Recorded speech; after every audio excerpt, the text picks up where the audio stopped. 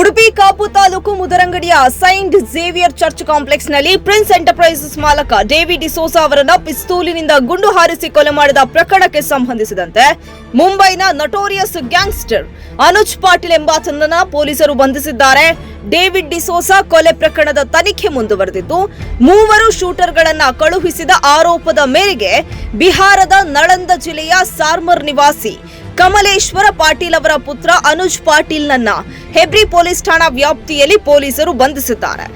ಆರೋಪಿಯನ್ನ ವಶಕ್ಕೆ ಪಡೆದು ಕರೆತರುತ್ತಿದ್ದಂತಹ ಸಂದರ್ಭದಲ್ಲಿ ಆತ ಪೊಲೀಸರ ಮೇಲೆ ಹಲ್ಲೆ ನಡೆಸಿದ್ದಾನೆ ಎನ್ನಲಾಗಿದೆ. ಈ ವೇಳೆ ಕೊಲ್ಲೂರು ಠಾಣೆಯ ಪಿಎಸ್ಐ ವಿನಯ್ ಅವರ ಬಳಿ ಇದ್ದ ಆಯುಧವನ್ನ ಕಸಿದುಕೊಂಡು ಗುಂಡು ಹಾರಿಸಿದ್ದಾನೆ ಎಂದು ಪೊಲೀಸರು ತಿಳಿಸಿದ್ದಾರೆ.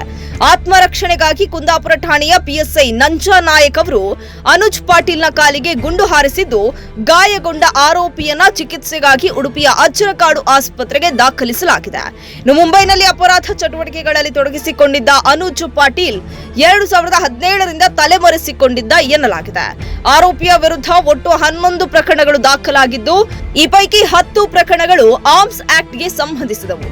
ಮಹಾರಾಷ್ಟ್ರದಲ್ಲಿ 4, ಗುಜರಾತ್ನಲ್ಲಿ 5, ದಮನ್ ಮತ್ತು ದಿಯುನಲ್ಲಿ 1 ಹಾಗೂ ಕರ್ನಾಟಕದಲ್ಲಿ 1 ಪ್ರಕರಣ ದಾಖಲಾಗಿದೆ ಎಂದು ಪೊಲೀಸರು ತಿಳಿಸಿದ್ದಾರೆ.